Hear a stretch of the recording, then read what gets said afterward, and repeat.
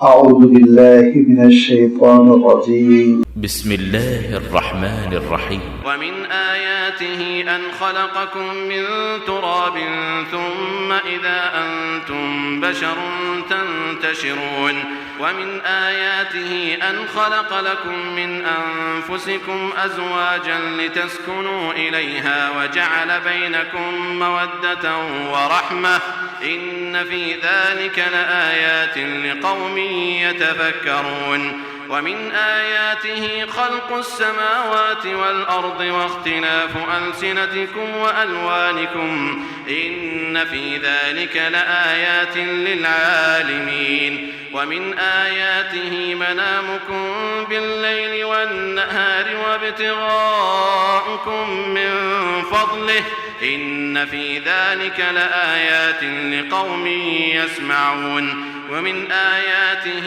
يريكم البرق خوفا وطمعا وينزل من السماء ماء فيحيي به الأرض بعد موتها إن في ذلك لآيات لقوم يعقلون ومن آياته أن تقوم السماء والأرض بأمره ثم إذا دعاكم دعوة من الأرض إذا أنتم تخرجون وله من في السماوات والأرض كل له قانتون وهو الذي يبدئ الخلق ثم يعيده وهو أهون عليه وله المثل الأعلى في السماوات والأرض وهو العزيز الحكيم. صدق الله العظيم. الحمد لله رب العالمين والصلاة والسلام على سيد المرسلين وعلى آله وأصحابه أجمعين أما بعد. سورۃ الروم کا یہ تیسرا رکوع ہے جس کی تلاوت ابھی آپ کے سامنے کی جا چکی ہے. اس تیسرے رکوع کی جملہ 7 آیات ہیں اور ان آیتوں کا سلسلہ آیت نمبر 20 سے شروع ہو کر 27 پر ختم ہو رہا ہے. ان 7 آیتوں میں اللہ تعالی نے اپنی نشانیوں کا، اپنی قدرت کی نیرنگیوں کا یا بندوں پر اپنے احسانات کا تذکرہ فرمایا اور اس کے لیے 5 عناوین اللہ تعالیٰ نے منتخب فرمائے اور ان 5 کا آغاز آپ دیکھیں گے وَمِنْ آیَاتِهِ وَمِنْ آیَاتِهِ سے ہوا، جس کی وضاحت ابھی آئے گی. لیکن یہ 5 ہیڈز ہیں، عنوان ہیں، اور ان عنوان کے ذیل میں اس کی وضاحت میں آپ دیکھیں گے اور بھی بہت ساری اللہ تعالیٰ کی نشانیوں کا شمار ہو جاتا ہے. یہ اللہ تعالیٰ کی نشانیوں کا جو تذکرہ سورۃ الروم میں یہاں آ رہا ہے، اس سے پہلے اللہ تعالیٰ نے جو بات ارشاد فرمائی اس کو ذہن میں آپ تازہ کر لیں کہ غلبہ روم کی بشارت دیتے ہوئے جو مسلمانوں کے لیے بڑے حوصلے کا سامان تھا، ان کی ہمتوں کو باندھنے والی بات تھی.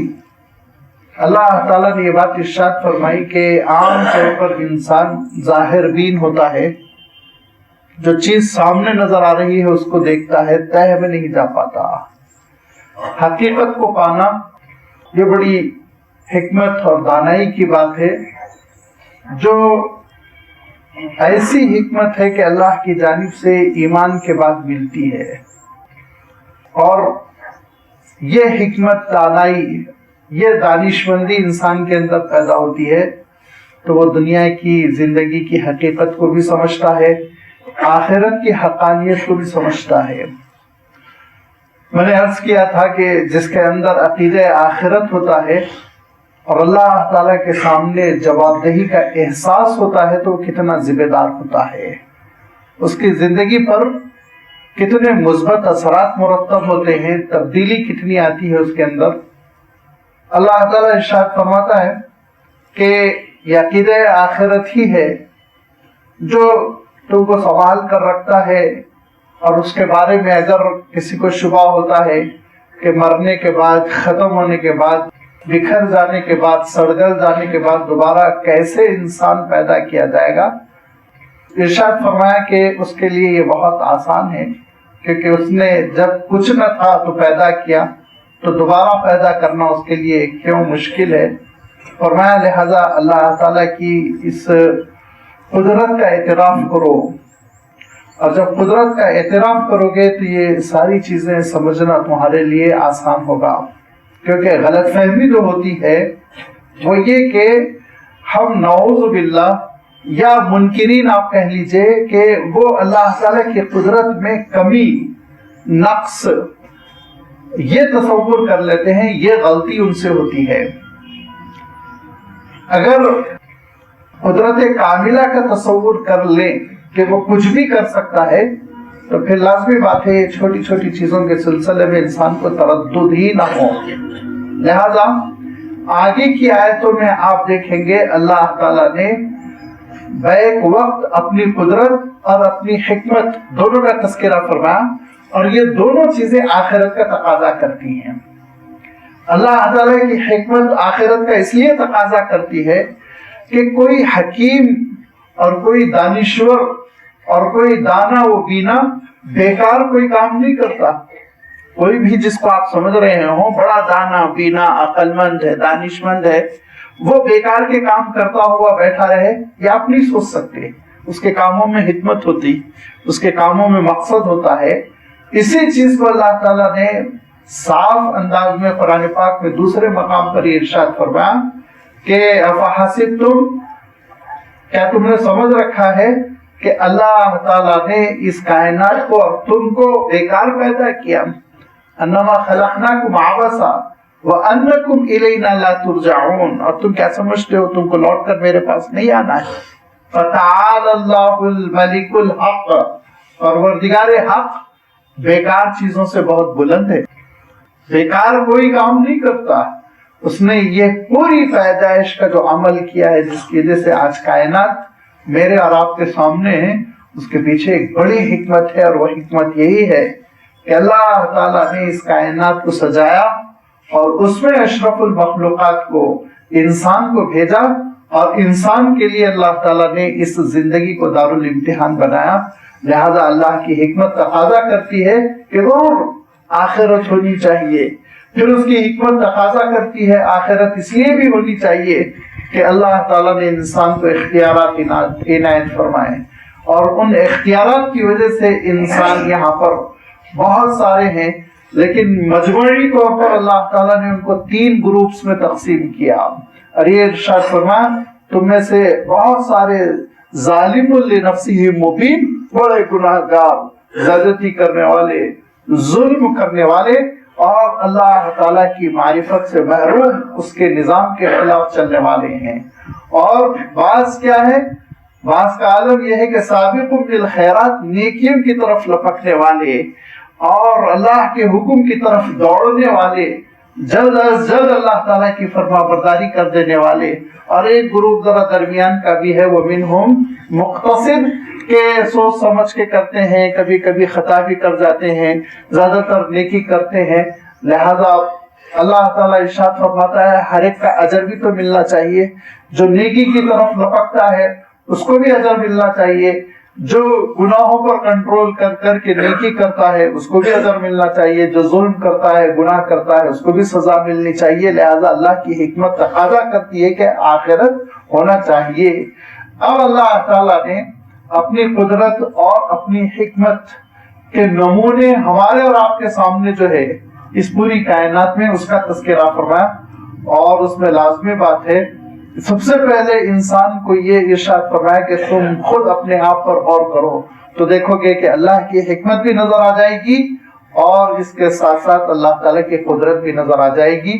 लेकिन आप देखेंगे कि ये सारी निशानियों के तस्करे के साथ साथ आखिरत को अल्लाह ताला याद दिला रहा है, क्योंकि अल्लाह की कुदरत और अल्लाह की हिकमत اس کا عین تقاضا ہے کہ آخرت ہو. وَمِنْ آيَاتِهِ أَنْ خَلَقَكُمْ مِنْ تُرَابٍ ثُمَّ أَنْتُمْ بَشَرٌ تَنْتَشِرُونَ. 5 آیات کا میں نے تذکرہ کیا، اس میں سے پہلا ہے وَمِنْ آيَاتِهِ، اور اللہ کی نشانیوں میں سے ہے کہ اس نے تم کو مٹی سے پیدا کیا. کیا ہے میرا اور آپ کا جسم؟ کچھ آئرن ہے، کچھ کیلشیم ہے، اور کچھ یہ ہے، کچھ وہ ہے. سارے ایلیمنٹس جو مٹی میں ہے وہ میرے اور آپ کے جسم میں ہے. مٹی میں پانی دوڑ رہا ہے، اور زمین کے اندر آپ دیکھیں گے کہ اللہ تعالیٰ نے پانی چھپا رکھا ہے، میرے اور آپ کے جسم میں پانی بھرا ہوا ہے. یہ سب کچھ وہ ہے جو زمین میں ہے، اور زمین ہی سے اللہ تعالیٰ نے آدم کو لیا. اور آدم اس لیے کہلائے کہ وہ ادیم الارض. ادیم الارض کے معنی ہے کہ اس زمین کے بارے میں یہ کہا گیا کہ اگر آپ گلوب کو کاٹیں، جیسے آپ سیب کاٹتے ہیں، اس طرح سے گلوب کو کاٹ دیں تو آپ دیکھیں گے کہ گلوب کے اندر نیچے وہ تو اتنا پکنے والا گرم آتشی مادہ ہے کہ اس کو تو انسان کنٹرول بھی نہیں کر سکتا. بہت ہی زیادہ لاوے کی شکل میں وہ پگھل رہا ہے. اس کے بعد پھر اوپر کی سطح پہ آپ دیکھیں گے کہ کچھ چیزیں ہیں، اسی میں پیٹرول ہے، اسی میں پانی ہے. تو جو پرت ہے جس کو ہم مٹی کہتے ہیں، اس مرد کی جو پرت ہے، اس پرت کی نسبت سے کہا گیا کہ جتنا انڈے کا چھلکا ہے اتنی ہی ہے یہ.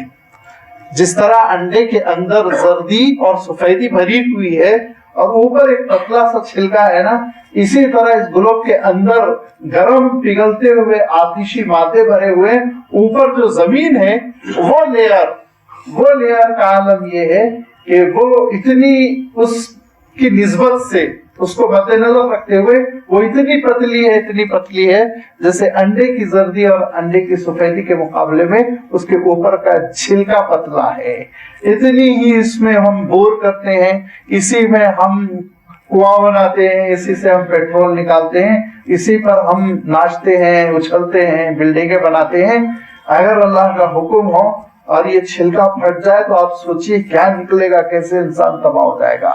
اللہ تعالیٰ نے اسی عدیم الارض سے، اوپر کی سطح سے، اللہ تعالیٰ نے مٹی کو برآمد فرمایا، اور اس مٹی سے اللہ تعالیٰ نے انسان کو بنایا تاکہ انسان اس دنیا کے ساتھ سازگار ہو جائے، سوٹیبل ہو جائے، جینے کے قابل ہو جائے، دنیا میں بھاگ سکے، کھا سکے، رہ سکے، سو سکے، اور پھر مرنے کے بعد اس مٹی میں مل سکے. اس کے لیے اللہ تعالیٰ نے جو ایلیمنٹ منتخب کیا، میرے اور آپ کے لیے جو مادہ منتخب کیا، وہ زمین ہی کا کیا. فرشتوں کے لیے اللہ تعالیٰ نے نور کا انتخاب فرمایا، جنوں کے لیے اللہ تعالیٰ نے آگ کا انتخاب فرمایا.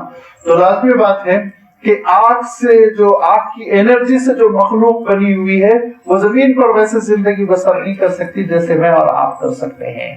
لہذا ہر ایک کے الگ الگ تقاضے تھے. انسان کا یہ تھا مقصد کہ وہ زمین پر زندگی بسر کرے اور اپنے رب کو یاد کرنے والا بنے. اسی لیے اللہ تعالیٰ نے اس مٹی سے انسان کو اٹھایا.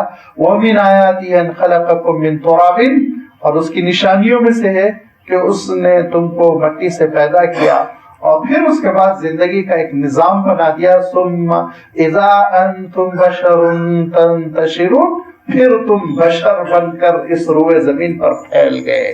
سورۃ البقرہ میں، سورۃ الاعراف میں اللہ تعالیٰ نے وضاحت فرمائی کہ حضرت آدم علیہ السلام کا عبوری دور کیسے گزرا، پھر وہاں پر اللہ تعالیٰ کے حکم سے حضرت آدم علیہ السلام کا کیا معاملہ ہوا، درخت کا چکنا، اور پھر زمین کی طرف سفر، اور زمین پر پہنچنے کے بعد اللہ تعالیٰ نے حضرت آدم سے اور حضرت حوا سے نسل انسانی کو پھیلا دیا، اور دیکھتے دیکھتے یہ پوری دنیا آباد ہو گئی.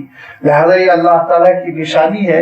اور اللہ تعالیٰ نے جو اس مقصد کے لیے انسان کو پیدا کیا، وہ حضرت آدم علیہ السلام کی تخلیق سے پہلے فرشتوں نے جو مکالمہ کیا، فرشتوں نے جو اللہ تعالیٰ کے دربار میں باتیں پوچھی، اس سے بھی اندازہ ہو جاتا ہے کہ پروردگار تسبیح کرنے کے لیے، تیری عبادت کرنے کے لیے، تجھے یاد کرنے کے لیے تو ہم خود کافی ہے، تو پھر اس نئی مخلوق کو آپ کیوں پیدا فرما رہے ہیں.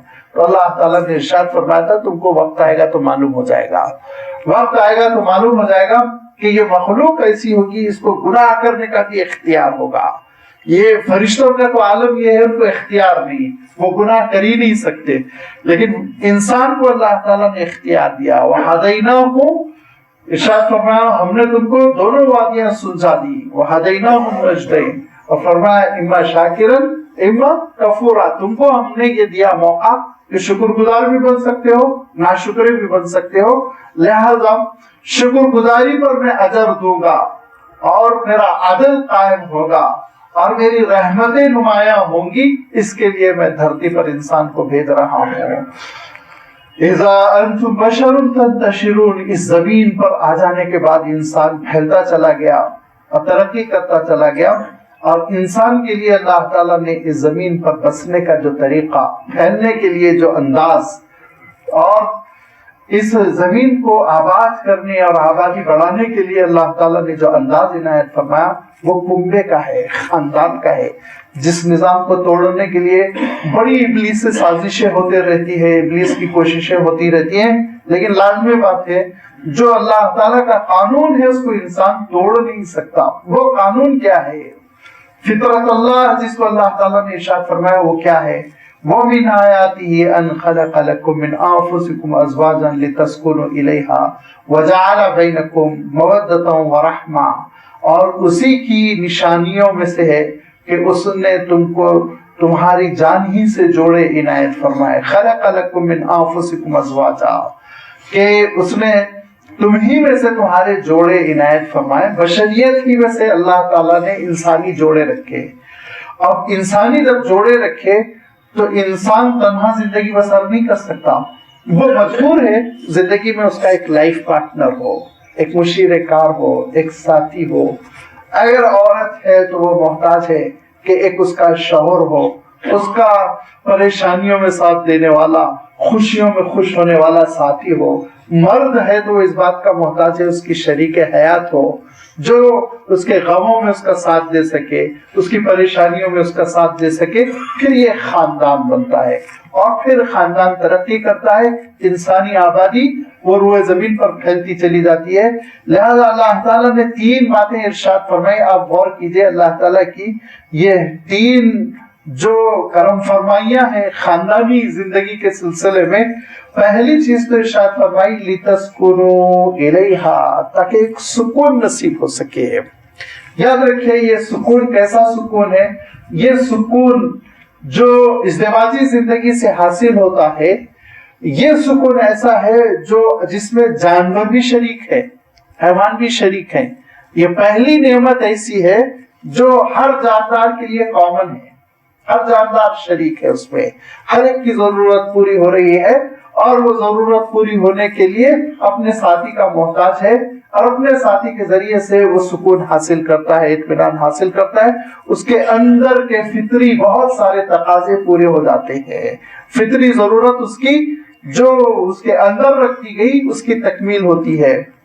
لیکن اس کے بعد انسان کو اللہ تعالیٰ نے اور آگے بڑھایا، اور آگے بڑھانے کے بعد ارشاد فرمایا وَجَعَلَ بَيْنَكُمْ مَوَدَّةً، اور اللہ تعالیٰ نے تمہارے درمیان مودت بھی رکھ دی.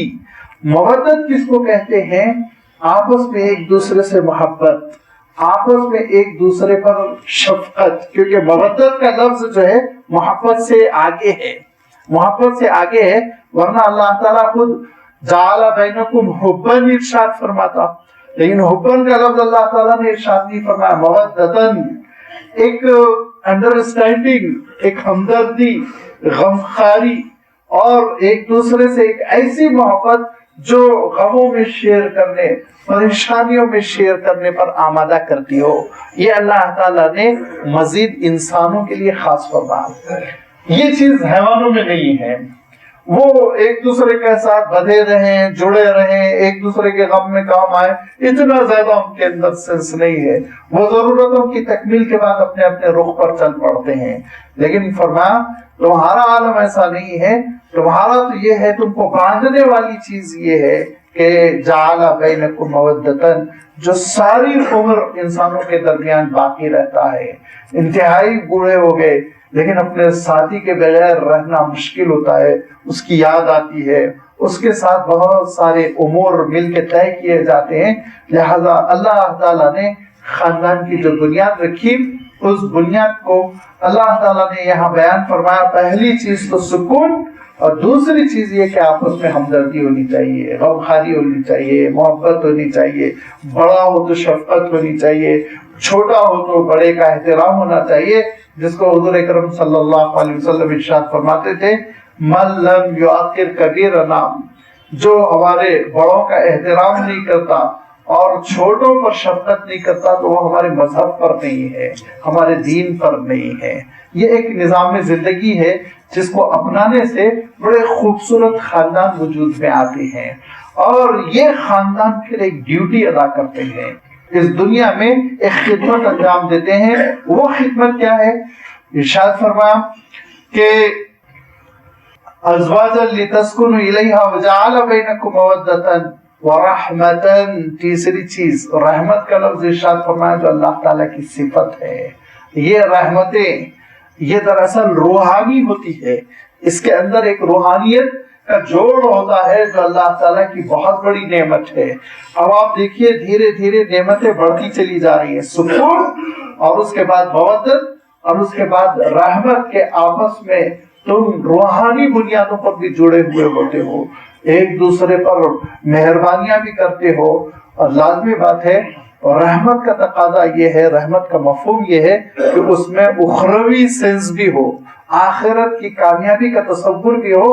لہذا یہی وہ رحمت ہے جو بندے کے اندر جب پیدا ہو جاتی ہے تو حضور اکرم صلی اللہ علیہ وسلم ارشاد فرماتے ہیں کہ کیا پیارا خاندان ہے، اللہ کی رحمتیں ہوں شخص پر جو رات میں بیدار ہوا اور اللہ کو یاد کیا.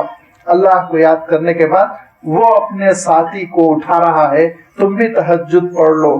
اگر وہ نہیں اٹھ پا رہے ہیں تو فرمایا چہرے پر پانی کے چھینٹے مار رہا ہے تاکہ وہ بیدار ہو جائے، غفلت کی نیند نہ سوئے اور پھر اٹھ کر اپنے پروردگار کو یاد کر لے.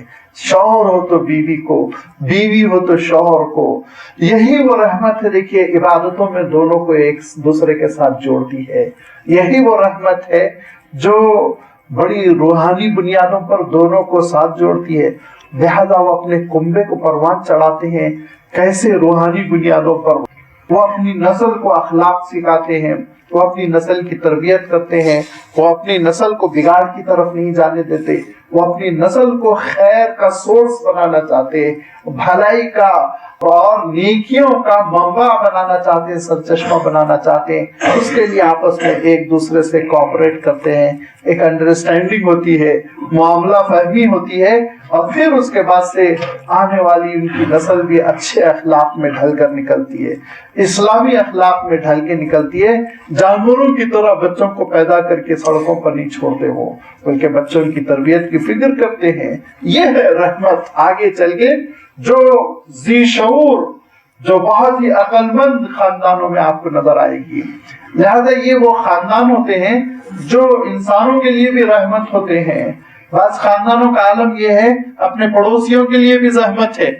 ان کا عالم یہ ہے کہ بچوں کو اتنا نگیٹیو بنا دیتے ہیں، ایسا منفی بنا دیتے ہیں کہ بعض پڑوسیوں کی کھڑکیوں کو وہ توڑ رہے ہیں، دروازوں پہ وہ بجا رہے ہیں، کال بیل وہ بجا کے دوڑ رہے ہیں، نقصان وہ کر رہے ہیں، باہر ٹھہری ہوئی گاڑیوں کے شیشے وہ توڑ رہے ہیں. لہذا یہ زحمت بنا ہوا خاندان ہے. یہ زحمت بنا ہوا خاندان ہے. یہ کب ہوتا ہے؟ کہ اس وقت ہوتا ہے. بنیادی نقطہ نظر یاد رکھیے، آپ کا بچہ کبھی چھوٹا نہیں ہے. کبھی یہ مت سمجھیے ابھی تو چھوٹا ہے نا، یہ غلط فہمی آپ کی. ابھی تربیت کا وقت ہے نا، یہ سوچئے. اور جب کبھی وہ کسی کو نقصان پہنچائے تو ہرگز اپریشیٹ نہ کیا جائے، کبھی ہمت افزائی نہ کی جائے، اسی وقت ڈانٹا جائے، اسی وقت. لازمی بات ہے کبھی بھی آپ کو اس بات کی نہیں دعوت دی جاتی ہے کہ اس کی پیٹھ پر بید برسا دے اور مار پیٹ سے ہی کام لے. کبھی مار پیٹ کام نہیں آتی، بلکہ سمجھانے کا طریقہ ہوتا ہے، اور اس سے یہ پتا چلتا ہے بچے کو کہ یہ کام میرے بڑوں کو پسند نہیں آیا، ان کے اوپر گرا گزرا ہے. ایک بائیکاٹ کی کیفیت ہوتی ہے، سمجھانے کی کیفیت ہوتی ہے، اور سرزنش کا طریقہ کار ہوتا ہے جس سے صاف پتا چل جاتا ہے، بچہ محسوس کر لیتا ہے میرے بڑوں نے اس کو اچھا نہیں سمجھا. یہ اور اس کے مقابلے میں کیا ہوتا ہے؟ بچہ گالی دے کر آیا، بچہ سامنے گالی دے رہا ہے، بچہ کسی بڑے کے ساتھ بدتمیزی کر رہا ہے اور آپ اس کو اپریشیٹ کر رہے ہیں، یہ سوچ کے چھوٹا ہے نا، ہنس رہے ہیں، کہہ رہے ہیں اوف کتنا اچھا گالی دینا آ گیا، تو اب لازمی بات ہے آج وہ چھوٹی گالی دے رہا ہے، کل بری گالی دے گا. جب بری گالی دے گا کمزوروں کے سامنے تو وہ بیچارے برداشت کریں گے، لیکن ایک طاقتور کے سامنے وہ گالی دے گا تو اس کا منہ پھوڑ دیں گے، لہذا زخمی ہو کے گھر آئے گا، بگڑتا چلا جائے گا اور پھر آپ ہی کو برا خمیازہ بھگتنا پڑے گا. بچوں کی تربیت یہ ماں باپ کی ذمہ داری ہے. اسلامی سانچے میں بچوں کو جو ڈھالتے ہیں وہ گویا اللہ تعالیٰ کی اس آیت کی تفسیر ہوتے ہیں، وَجَعَلَ بَيْنَكُمْ مَوَدَّةً وَرَحْمَةً. یہ ہے رحمت کہ آپ اس دنیا کو ایک تحفہ دے کر جائیں، آپ اس نسل انسانی میں ایسی چیزوں کا اضافہ کریں جو اس نسل انسانی کی ترقی کا ذریعہ بنے. وہ اولاد چھوڑ کر جائیں جو اولاد دوسروں کے بھی کام آئے، خود مرحوم ماں باپ کے بھی کام آئے. الولد الصالح يدعو له، وہ نیک اولاد جو ماں باپ کے لیے دعا کرتی ہو، دعائے مغفرت کے لیے ہاتھ اٹھا کر روتی ہو، ایسی نہیں جو گناہ کر کر کے والدین کے لیے ایصال عذاب کر رہے ہو، عذاب بھیجتے جا رہے ہو، نعوذ باللہ. اسی لیے قیامت کے دن جب برے لوگوں کو اٹھایا جائے گا تو وہ اپنے ماں باپ پہ لعنت و ملامت کریں گے اور کہیں گے کہ یہی ہے جنہوں نے تربیت نہیں کی تھی، اللہ ان کو ڈبل عذاب دیجئے، ان کو ڈبل عذاب دیجئے کہیں گے. لہذا اپنی اولاد کو ہم رحمت کا مظہر بنائیں، زحمت کا سبب نہ بنائیں، تربیت کرے، اچھے سانچے میں ڈھالے. وَجَعَلَ بَيْنَكُمْ مَوَدَّةً وَرَحْمَةً. اللہ تعالیٰ نے اس ایک عنوان میں اتنی باتیں سمٹ دی کہ اسی پر گفتگو کر لی جائے تو کافی ہے. فرمایا دیکھو پروردگار کی نشانیوں میں سے یہ کیا کم بڑی نشانی ہے کہ اس نے تمہاری ہی جنس میں سے تمہارا جوڑا پیدا کیا جس سے کہ تم کو سکون حاصل ہوتا ہے.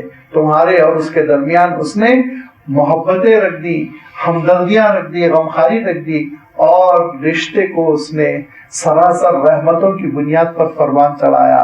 اِنَّ فِي ذَلِكَ لَآيَاتٍ لِقَوْمٍ يَتَفَكَّرُونَ. بے شک اس میں بڑی نشانیاں ہیں ان لوگوں کے لیے جو غور کرتے ہیں. میں عرض کر چکا ہوں کہ اگر ہم اور آپ زندگی بے حسی کی بسر کریں تو بڑی سے بڑی اللہ تعالیٰ کی نشانی ہم کو اور آپ کو فائدہ نہیں پہنچاتی، لیکن حس کو، شعور، فکر، غور کرنے کی صلاحیت، سوچتے رہ جائے انسان تو پھر اللہ تعالیٰ کی چھوٹی چھوٹی نشانی بھی معرفت خداوندی کا ذریعہ بنتی ہے، اللہ تعالیٰ تک پہنچنے، اس کا تقرب، اس کی عبادت کرنے کا ذریعہ بنتی ہے. لہذا فرمایا اِنَّ فِي ذَلِكَ لَآيَاتٍ لِقَوْمٍ يَتَفَكَّرُونَ. جانوروں کی زندگی بسر کر رہا ہے ایک انسان اور کھاتا ہے، پیر پھیلا کے سو جاتا ہے اور بشری تقاضوں کو پورا کرتا ہے، اس کے علاوہ کچھ نہیں سوچتا، تو لازمی بات ہے وہ اس کے بارے میں تو اللہ تعالیٰ نے ارشاد فرمایا اولئک کالانعام بل هم اضل. وہ تو چوپائے نہیں، چوپایوں سے بھی گیا گزرا ہے. ارشاد فرمایا وہ جو غور کرتا ہے نعمتوں کا سورس کہاں ہے، کہاں سے آ رہی ہیں نعمتیں، کیوں آ رہی ہیں، ان کا مقصد کیا ہے، کب تک آئیں گی، یہ چیزوں پہ جب غور کرتا ہے تو اس کی زندگی میں بڑی تبدیلی پیدا ہوتی ہے. یہی فکر ہے جس کے بارے میں فرمایا ان فی ذلک لآیات لقوم یتفکرون. بے شک اس میں بڑی نشانیاں اللہ تعالیٰ کی، لیکن ان لوگوں کے لیے جو لوگ یتفکرون، تفکر کرتے ہیں. تیسرا عنوان فرمایا وَمِنْ آیَاتِهِ خَلْقُ السَّمَاوَاتِ وَالْأَرْضِ. یہ کائنات کو پیدا کیا اللہ تعالیٰ نے، کتنی بڑی نشانی ہے، ذرا اس کائنات پر غور کرو کہ اور اسی کی نشانیوں میں سے زمین و آسمان کو پیدا کرنا. کیسے زمین کو اس نے گلوب کو پیدا کیا، کیسے اس فضا میں، اسپیس میں دوڑایا، کس اسپیڈ سے دوڑایا. 1 سیکنڈ میں 18 میل کا سفر کرتی ہے آپ کی یہ دنیا. 1 سیکنڈ میں 18 میل سے بھی کچھ زائد، 18.25 چاہے تو آپ کہہ لیں. میل، کلومیٹر نہیں کہہ رہا ہوں میں، کلومیٹر تو میرے خیال میں 18 کو 24-25 کے قریب چلا جائے گا، صرف 1 سیکنڈ میں. 1 سیکنڈ میں اب آپ سوچئے اگر دنیا کی رفتار سے آپ سواری پیدا کریں، سواری بنا لیں، تو آپ within a minute دلی میں ہوں، یہاں سے 1 منٹ میں دہلی میں، اور 4 منٹ میں آپ جدہ پہنچیں گے. اور اگر ایسی سواری آپ بنا لیں تو آپ 12 منٹ میں یو ایس سے پہنچ جائیں گے. 12 منٹ میں کس تیزی کے ساتھ یہ گلوب سفر کر رہا ہے اسپیس پہ اور سورج کے اطراف دوڑ رہا ہے اور گھوم رہا ہے، چکر کاٹ رہا ہے، یہ کیا کوئی کمزور خالق پیدا کر سکتا تھا؟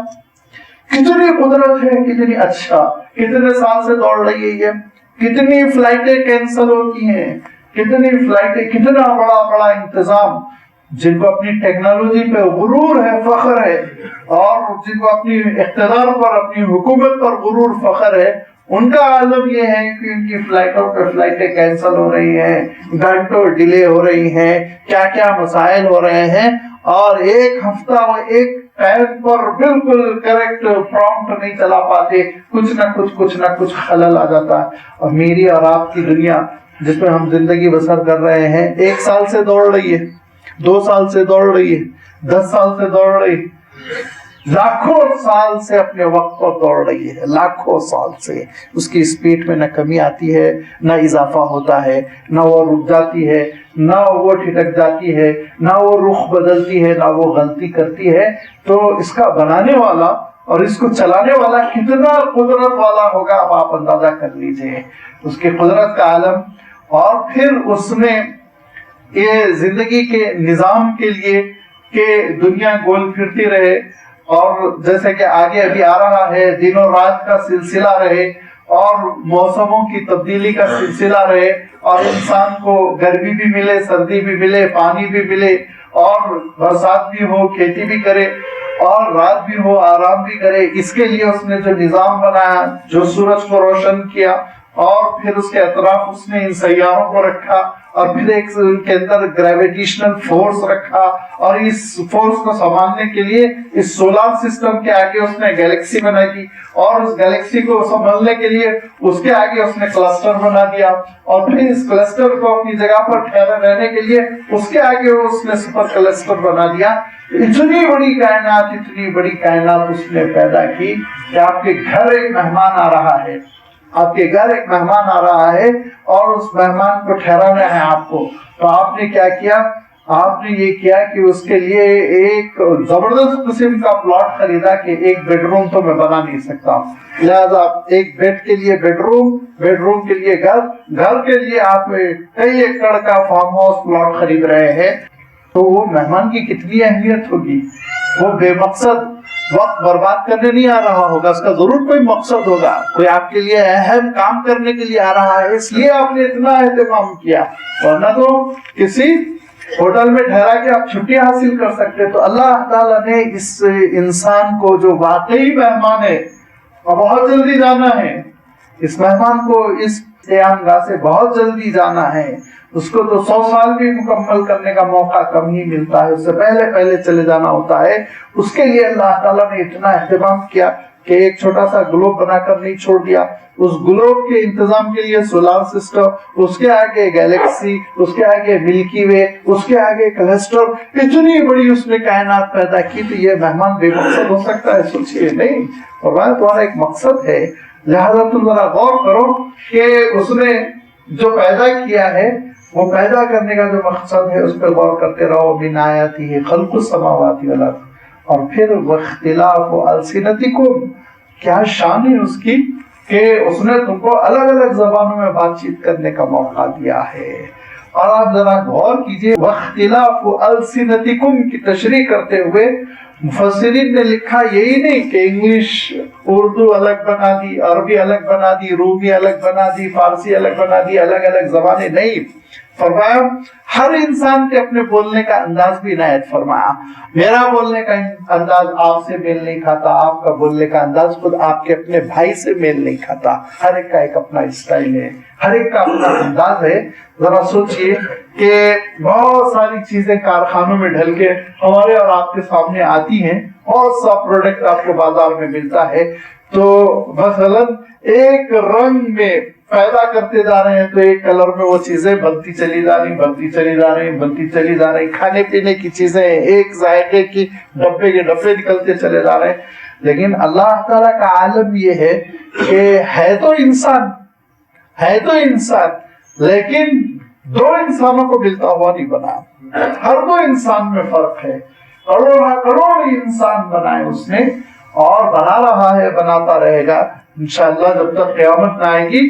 سارے انسانوں کی اپنی خصوصیات، اپنا مزاج، اپنا رنگ و روپ، اپنا لہجہ، اپنا انداز، اپنا حسن، اپنا اسلوب، یہ کیا شان ہے، کتنے سانچے ہیں اس کے پاس، ہر سانچے میں ایک نیا، ہر نیا سانچا ہے جس میں ایک انسان کو ڈھالا جا رہا ہے، ہر سانچا نیا ہے جس میں انسان کو ڈھالا جا رہا ہے۔ پہلے تو ہم بچپن میں سنتے تھے کہ انگوٹھے کے نشان نہیں ملتے دو انسانوں کے، اسی لیے انگوٹھے لگائے جاتے، آج معلوم ہوا آنکھوں کی پتلیاں بھی نہیں ملتی دو انسانوں کی الگ الگ۔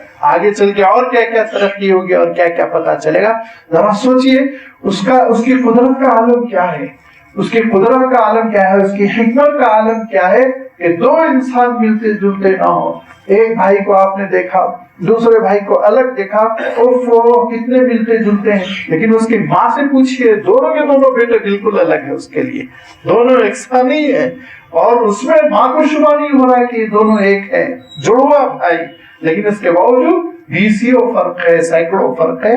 فرمایا وہ اختلاف السنتکم، زبانیں بھی تمہاری الگ الگ اس نے پیدا کی، وہ الوانکم، رنگ ڈھنگ بھی اس نے الگ الگ، کوئی گورے ہیں کوئی کالے ہیں، اور اس رنگ میں بھی آپ دیکھیں گے کہ جس کو میں عرض کر رہا تھا ابھی کہ رنگ میں بھی ایسا نہیں ہے کہ ایک ہی سفید قسم کا کلر کتابیں آپ کی چھپتی ہیں، بسا اوقات بعض اچھی کتابیں ہوتی ہیں تو اس کا 1,00,000 کا ایڈیشن نکلتا ہے۔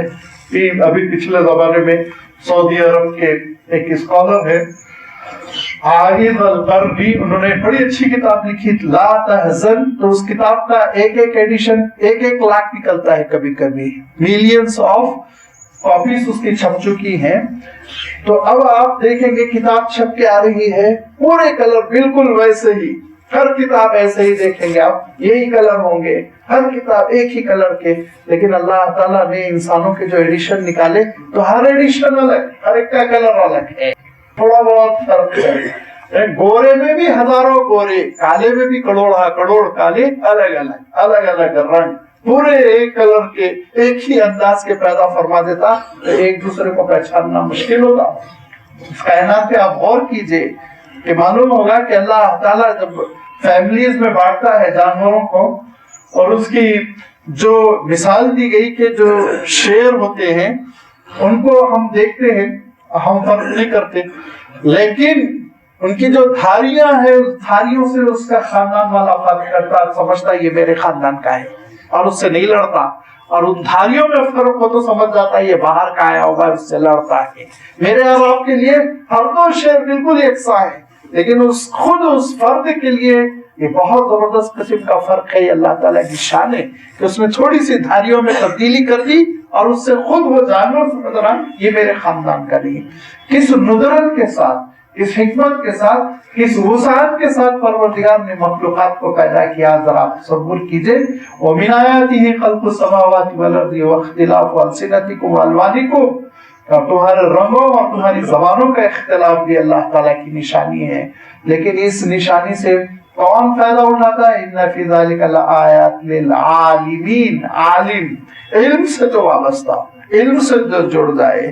پھر میں علم کے سلسلے میں اس کی فضیلت، اس کی اہمیت بیان کروں تو آپ سوچیں گے کہ ریپیٹ کرتے رہتے ہیں، لیکن یہ کہ اسلام نے علم کو جو اہمیت دی، اللہ تعالیٰ نے علم کو جو اہمیت دی، آپ اس کا اندازہ نہیں کر سکتے۔ علم سے جڑنا یہ ایمان کے بعد پہلا تقاضا ہے۔ کیوں؟ کیا فرمایا اللہ تعالیٰ نے؟ اللہ تعالیٰ ارشاد فرماتا ہے وَيَرْفَعِ اللَّهُ الَّذِينَ آمَنُوا مِنْكُمْ وَالَّذِينَ أُوتُوا الْعِلْمَ درجات، کہ اللہ تعالیٰ بلندیاں دیتا ہے تم میں سے ان لوگوں کو جو ایمان والے ہیں اور علم والے ہیں۔ علم، یہ امت ظاہر نہیں رہ سکتی، یہ امت علم سے جڑی رہتی ہے۔ اس امت نے وہ علمی کارنامے انجام دیے جس کو بیان کرنے کے لیے ایک تاریخ چاہیے، ایک سفینہ چاہیے، اور اس علم سے محروم ہو کر یہ امت بالکل ویسے ہی نہیں رہ سکتی جیسے مچھلی پانی سے محروم ہو کر نہیں جی سکتی۔ لہذا علم سے ہم وابستہ ہوں، سیکھنے کا عمل ہم ہرگز نہ چھوڑیں۔ آپ صلی اللہ علیہ وسلم فرمایا کرتے تھے دو لالچی ایسے ہوتے، منہمان لا یشبعان فرماتے تھے، جن کا جی بھرتا ہی نہیں۔ فرمایا ایک تو دولت کا لالچ، جو دولت کا لالچی ہے، وہ اس کو سونے کی ایک وادی مل جائے، دوسری وادی مل جائے، تیسری وادی، اور اس کے خواہش کو، اس کے منہ کو سوائے قبر کے مٹی کے کوئی چیز نہیں بھر سکتی۔ اور دو لالچی ایسے ہیں جو کبھی سیراب نہیں ہوتے، ایک دنیا کا لالچ رکھنے والا، ایک دنیا کی طلب کرنے والا، اور ایک دولت کا لالچی جس کا عالم یہ ہوتا ہے کہ وہ رحمان سے دور ہوتا چلا جاتا ہے، شیطان سے قریب ہوتا چلا جاتا ہے۔ اور فرمایا دوسرا، علم کا حریص، علم کا طالب، علم کا چاہنے والا کبھی سیراب نہیں ہوتا، اور فرمایا وہ رضا رحمان سے قریب ہوتا جاتا ہے، رحمان کی خوشنودی سے قریب ہوتا چلا جاتا ہے، آگے بڑھتا جاتا ہے، اس کے اندر شعور بڑھتا ہے، تقویٰ بڑھتا ہے۔ لہذا اللہ تعالیٰ ارشاد فرماتا ہے ان فی ذلک لآیات للعالمین، عالم جو ہے، اچھا عالم کے لیے اب آپ یہ نہ سوچئے کسی انسٹیٹیوشن سے ڈگری ملنا اور اس میں ایڈمیشن لینا، نہیں، یاد رکھیے حضور اکرم صلی اللہ علیہ وسلم نے کوئی یونیورسٹی نہیں کھولی، لیکن یونیورسٹی جیسا ماحول دے دیا صحابہ کو، تعلیم سے جوڑ دیا، وہ مسجد میں بھی تعلیم سے جڑ گئے، اور وہ اپنی دکانوں پر بھی تعلیم سے جڑ گئے، اپنی کھیتیوں پر بھی تعلیم سے جڑ گئے، ہر جگہ وہ سیکھتے رہے، اور چند ہی دنوں میں دنیا میں بڑے بڑے معلم بن کر پھیل گئے۔ ایک لڑکا جو حضور اکرم صلی اللہ علیہ وسلم کی خدمت میں 10 سال 12 سال 11 سال کی عمر میں آیا تھا، وہ اس کا عالم یہ ہوا پورے ملک کا معلم۔ حضرت معاذ بن جبل کی سیرت اٹھا کر پڑھیے، یمن کو انہوں نے سنبھالا۔ حضرت عبداللہ ابن مسعود رضی اللہ تعالیٰ عنہ کی سیرت پڑھیے، عراق کو انہوں نے سنبھال لیا۔ حضرت عبداللہ ابن عمر کی سیرت پڑھیے، مدینہ منورہ کو انہوں نے سنبھال لیا۔ حضرت عبداللہ ابن عباس کو دیکھیے، مکہ مکرمہ کو انہوں نے سنبھال لیا۔ حضرت عمرو ابن عاص کو دیکھیے، مصر کو انہوں نے سنبھال لیا۔ ایک صحابی ایک ملک کے لیے کافی ہو گیا۔ حضور اکرم صلی اللہ علیہ وسلم کے مدرسے کے فارغین بہت کامل تھے، بہت ہی بڑے مدبر تھے۔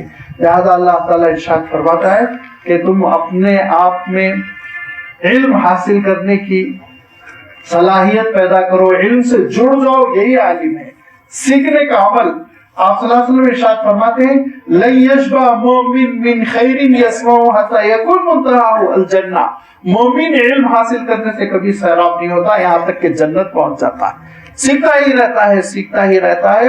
اور سیکھنے کا عمل اتنا افضل ہے، فرمایا جو علم حاصل کرنے کے لیے نکلتا ہے اس سے تو خوش ہو کے اس کے پیروں تلے فرشتے اپنے پر بھی چاہتی ہے، اور فرمایا اس کے لیے دعا کرتی ہے، ساری مخلوق، پرندے فضاؤں میں، مچھلی پانی میں، یہاں تک کہ فرمایا کیڑے مکوڑے دلوں میں اس کے لیے دعا کرتے ہیں۔ کیوں؟ آپ اپنے مقصد کو پورا کر رہے ہیں۔ لہذا یہ عالم بننا یعنی علم سے جڑنا، کوئی ڈگری حاصل کرنے کی بات نہیں کر رہا ہوں میں، علم سے وابستگی، یہ نہیں سمجھنا ہو گیا قصہ میں تو گریجویٹ ہو گیا نوکری مل گئی، نہیں، سیکھتے رہو، آگے بڑھتے رہو، روزانہ ایک آیت سیکھتے رہو، اور روزانہ ایک مسئلہ حل کرتے رہو، علم سے وابستہ رہو۔ اور پھر یہ بھی بتا دوں، آخر میں ایک لفظ بتاتے ہوئے آگے بڑھوں کہ اسلام نے عصری علم دینی علم میں تفریق نہیں کی، یاد رکھیے۔ علم وہ ہے جو عالم تک پہنچا دے، علم وہ ہے جو اللہ تعالیٰ سے ہم کو جوڑ دے، چاہے وہ عصری ہو چاہے وہ دینی ہو۔ علم ہے، علم ایک اکائی ہے، اس اکائی میں ہم تقسیم نہیں کر سکتے، اس کو بانٹ نہیں سکتے، اس کو علامہ اقبال نے دلیل کم نظری فرمایا۔ لہذا علم سے وابستگی مومن کی شان ہے، اور وہی یہ ساری نشانیوں کو سمجھ سکتا ہے۔ وَمِنْ آیَاتِهِ مَنَامُكُمْ بِاللَّيْلِ وَالنَّهَارِ، اور پھر اللہ تعالیٰ ارشاد فرماتا ہے کہ اور اسی کی نشانیوں میں سے ہے کہ تم رات کو سوتے ہو، وَالنَّهَارِ وَابْتِغَاؤُكُمْ مِنْ فَضْلِهِ، اس انداز میں اللہ تعالیٰ نے بات ارشاد فرمائی کہ پوری جامعیت اس میں آ گئی۔ ارشاد فرمایا اگرچہ کہ صحیح معنوں میں رات سونے کے لیے ہے، لیکن وَالنَّهَارِ کبھی کبھار دن میں بھی تھکن ہو جائے تو سونے کو حرام نہیں قرار دیا گیا، سو سکتے ہو، لیکن دن کس کے لیے ہے؟ وَالنَّهَارِ وَابْتِغَاؤُكُمْ مِنْ فَضْلِهِ، اللہ کا فضل تلاش کرنے کے لیے۔ اصلاً دن روزی کے تلاش کے لیے، اللہ کا فضل وہ تلاش کیا جائے، لیکن اگر کسی کو بیچارے کو دن کی نوکری نہیں مل رہی ہے تو رات کی نوکری حرام نہیں ہے، رات کی نوکری کر سکتا ہے، اجازت ہے، لیکن اصل اللہ نے دن کو بنایا ہے روزی روٹی کے لیے، رات کو بنایا ہے آرام کے لیے۔ اس کے خلاف کوئی عمل کر رہا ہے تو اس کے حق میں یہ چیز ناجائز، بری، گناہ نہیں، لیکن فطرت کے خلاف ضرور ہے، اس کے مزاج کے خلاف ضرور ہے۔ لہذا راتوں کو جاگ جاگ کے نوکری کرتا رہے گا، 5-6 سال کے بعد ذہنی دیوالیہ نکل جائے گا اور بعض ہفتہ وہ ایک پیشنٹ بن کر رہ جائے گا۔ اسی لیے فرمایا کہ ٹھیک ہے کبھی کبھار کر لینے میں کوئی حرج نہیں، لیکن ہمیشہ کا مزاج اس کو نہیں، انسان کو نہیں بنانا چاہیے۔ اللہ تعالیٰ نے تو آزادی دے دی، لیکن فطرت کے خلاف چلنے سے خود انسان کو نقصان ہوتا ہے۔ لہذا دن آرام کرنے کے لیے نہیں ہے، جد و جہد کے لیے ہے۔ دن روشن ہے، روزی کی تلاش میں، روٹی کی تلاش میں صحیح ہے۔ رات تاریک ہے، اندھیرا چھا جاتا ہے، وہ آرام کرنے سے مناسب ہے، اس میں مناسبت ہے کس سے؟ سو جانے سے، خاموشی طاری ہوتی ہے۔ اس مزاج کے ساتھ اللہ تعالیٰ نے یہ پیدا کیا اور ارشاد فرمایا کہ یہ بھی اللہ تعالیٰ کی بڑی نشانیاں ہیں۔ کتنی زبردست نشانی، آپ غور کرتے چلے جائیں۔ ایک ہی حصہ میں بیان کرتا ہوں کہ انسان تھک جاتا ہے کام کرتے کرتے، 12 گھنٹے کے بعد بہت تھک جاتا ہے، 14 گھنٹے کے بعد اس کا بدن جواب دینے لگتا ہے۔ اب اس کے بعد سے وہ سو گیا، رات ہو گئی، اور 6 گھنٹے کے بعد وہ فریش ہو جاتا ہے، 8 گھنٹے کے بعد نیند سے اکتاہٹ پیدا ہو جاتی ہے، اکتانے لگتا ہے، اب آپ سونا اچھا نہیں لگتا، سوائے بعض ایسے سستی پسند لوگوں کے جو 8 گھنٹے سے بھی زیادہ سوتے ہیں، 12 گھنٹے پڑے رہتے ہیں۔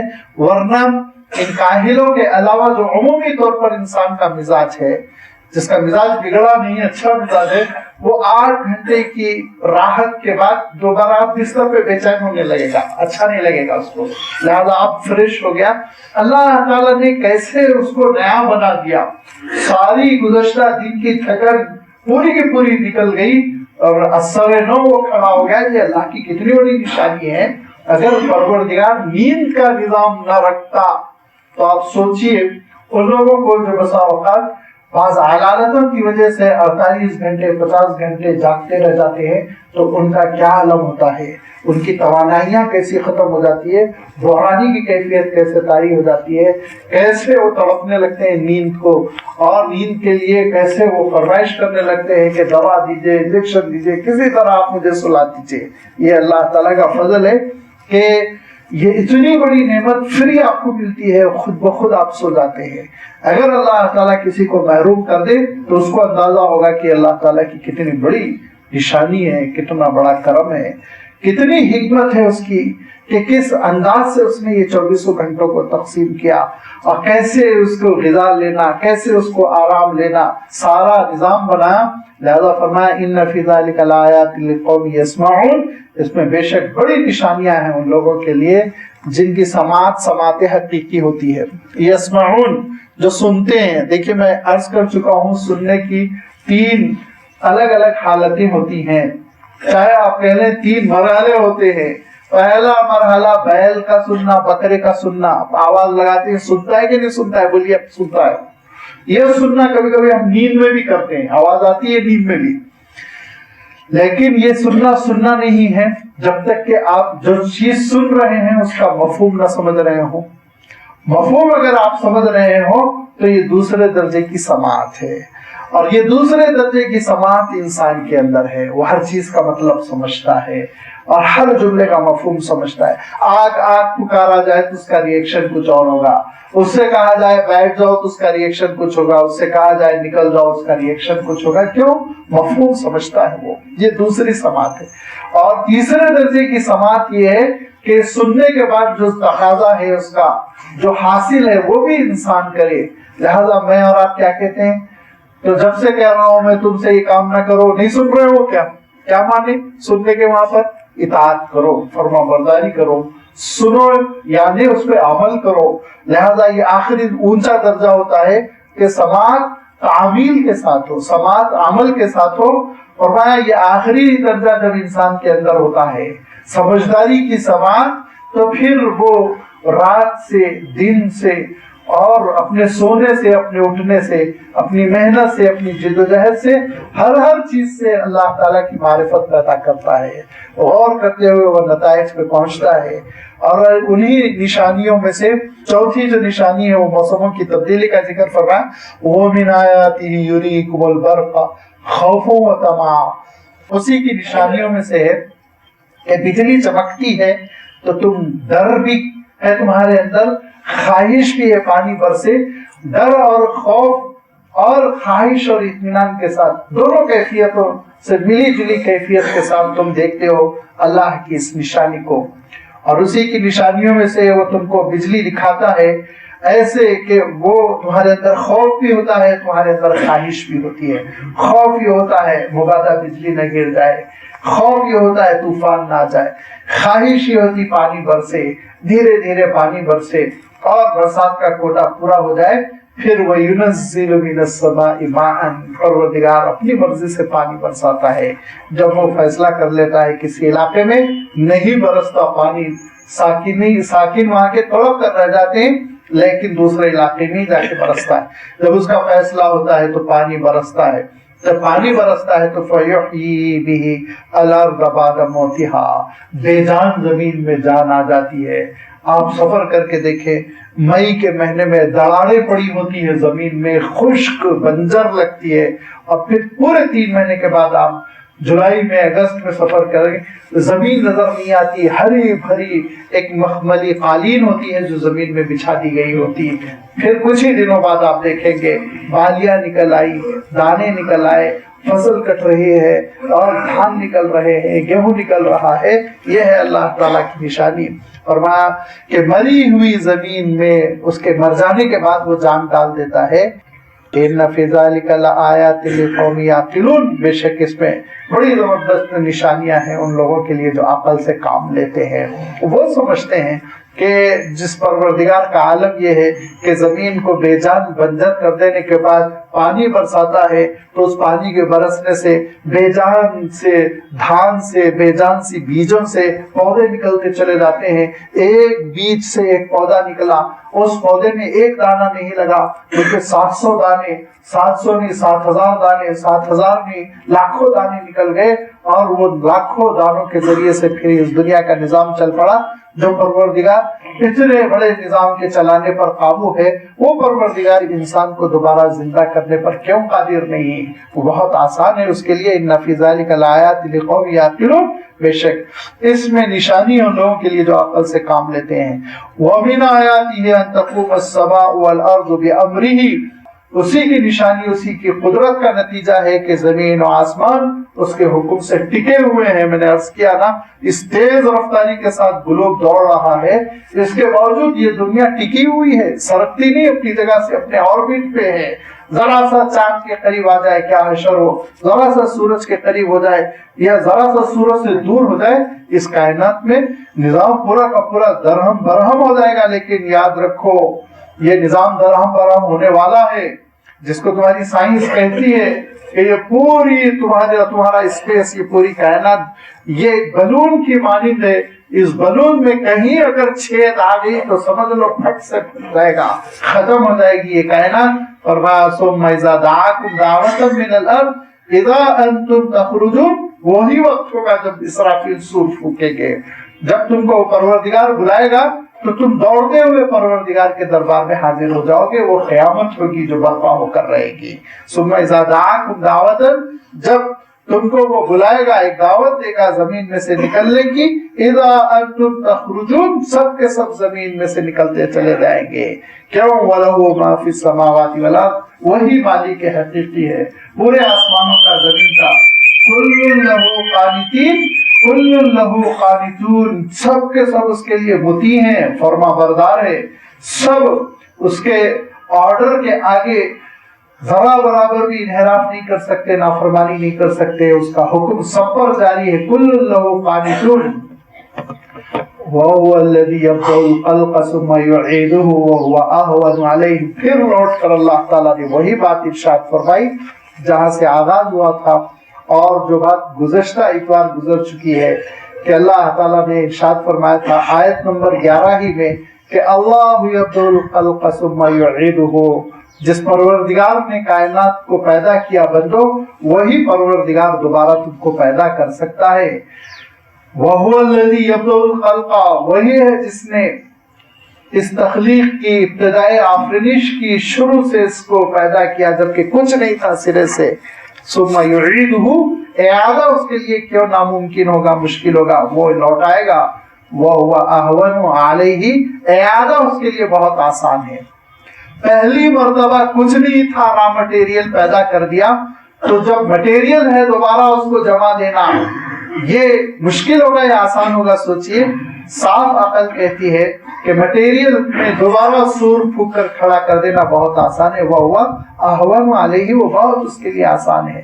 وَلَهُ الْمَثَلُ الْأَعْلَى فِي السَّمَاوَاتِ وَالْأَرْضِ، اور اسی کی صفات ہے اور اسی کے احکام ہے اس پوری کائنات میں جو بڑے بلند ہے، اور یہی وہ اللہ تعالیٰ کی صفات ہے، یہی وہ اللہ تعالیٰ کا فنکشن ہے، یہی اس کارخانے حیات کے نظام کا چلنا ہے جو پوری کائنات میں جاری ہے، اور جو تم کو بتاتا ہے، کیا بتاتا ہے؟ وہ العزیز، وہ بہت قدرت والا ہے، کنٹرول والا ہے۔ اس کے کنٹرول کا عالم یہ ہے کہ جو حکم دیتا ہے وہ حکم ہو کر رہتا ہے، اور ہونا تو ہونا ہی ہے، تاخیر بھی نہیں ہوتی۔ اور اس کا عالم یہ ہے کہ جو حکم دیتا ہے اس کے پیچھے ایک مقصد ہوتا ہے، کیونکہ وہ حکیم ہے، وہ دانا و بینا ہے، بیکار کوئی کام نہیں کرتا، لہذا اس نے ایک مقصد کے ساتھ انسانوں تم کو اس دنیا میں بھیجا۔ جو انسان اپنے مقصد کو سمجھ لیتا ہے وہ اس کی نگاہوں میں بڑا قیمتی ہو جاتا ہے، اور جو اس کے مقصد کو نہیں سمجھتا اس کی اللہ تعالیٰ کی نگاہوں میں کوئی اہمیت نہیں۔ جو مقصد سمجھ لیتا ہے اس کے بارے میں حضور اکرم صلی اللہ علیہ وسلم ارشاد فرماتے ہیں کہ اگرچہ کہ وہ غبار آلود ہو، وہ ٹھیلا کھینچ رہا ہو، رکشا چلا رہا ہو، لیکن مولا کی نگاہوں میں اتنا اہم ہے، اتنا اہم ہے۔ آپ صلی اللہ علیہ وسلم نے فرمایا، لوگوں، بہت سارے لوگ ہوتے ہیں جو تمہارے پاس رشتہ بھیجتے ہیں تو تم ریجیکٹ کر دیتے ہو، جب وہ تم سے معاملہ کرنا چاہتے ہو تو تم ایک دینار کا معاملہ ان سے کرنا نہیں چاہتے، ان کے کپڑے میلے کچیلے ہوتے ہیں، ان کے بال بکھرے بکھرے ہوتے ہیں کہ ربع شخص اخبر لو اقسم علی اللہ لابر، لیکن اپنے مولا کی نگاہوں میں وہ اتنے اہم ہوتے ہیں کہ اگر وہ خدا کا نام لے کے قسم کھا لے تو پھر پروردگار بھی ان کی لاج رکھتا ہے، ان کی قسم کو پورا کرتا ہے۔ جو مقصد کو سمجھ لیتا ہے وہ کچھ اور ہوتا ہے، جو مقصد کو نہیں سمجھتا وہ فرمایا دنیا میں موٹا تازہ کھاتا پیتا کروڑ پتی، لیکن اس کا عالم یہ ہے کہ اللہ تعالیٰ کے نزدیک ذرہ برابر اس کا کوئی وزن نہیں، اس کی کوئی اہمیت نہیں، ارشاد فرمایا۔ لہذا انسان کی معنویت، انسان کی اہمیت اپنے مقصد کو جاننا، اپنے رب کو جاننا، اس کی فرما برداری کرنا ہے، اور جو رب کی فرما برداری نہیں کرتا اس کی مثال کیسے ہوتی ہے اور وہ کیسے زندگی بسر کرتا ہے، اللہ تعالیٰ نے اس کا تذکرہ آگے کے رکوع میں فرمایا۔ انشاءاللہ اس کی وضاحت آئندہ اتوار آپ کی خدمت میں رکھی جائے گی۔ وآخر دعوانا ان الحمد للہ رب العالمین۔